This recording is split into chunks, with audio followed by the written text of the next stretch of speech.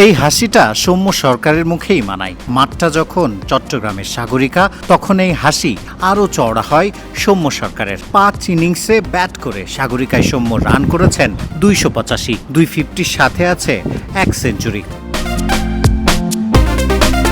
33 boundary 8 over বাউন্ডারিতে Soumya সরকার চাটগাঁয় strike rate বজায় রেখেছেন 114। 50 ওভারই ফরম্যাটে যা ঈর্ষণীয় বটে। চট্টগ্রামের উইকেট ব্যাটারদের 2 হাত ভরে দেয়। এখানে রান পেয়েছেন নাজমুল হোসেন শান্ত। 8 ওয়ানডেতে একটি করে 50 ও সেঞ্চুরিতে 260 রান তার নামের পাশে। মিরপুরে 100তম ওয়ানডে খেলা লিটন দাস আরও এক মাইল ফলকের সামনে দাঁড়িয়ে। আর 68 রান করলে চট্টগ্রামে এই উইকেট রক্ষক ব্যাটারের রান হবে 500। এর আগে এই মাঠে 500 বা তার বেশি ওয়ানডে রান করেছেন মুশফিকুর রহিম, তামিম ইকবাল ও সাকিব আল হাসান। 5 ওয়ানডে সেঞ্চুরির একটি লিটন করেছেন এই মাঠেই।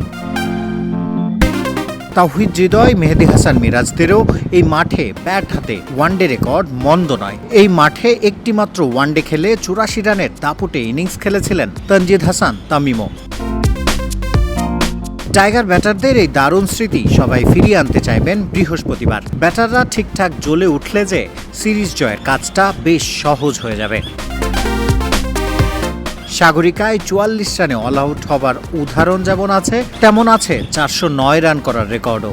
4 বার 300 ছাড়ানো রান হয়েছে।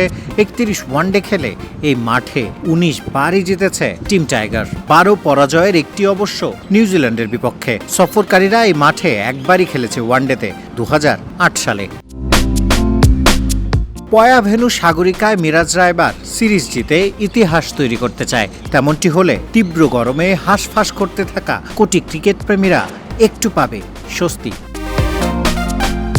শিহাব হাসান খান, ক্রিকেট 97, চট্টগ্রাম।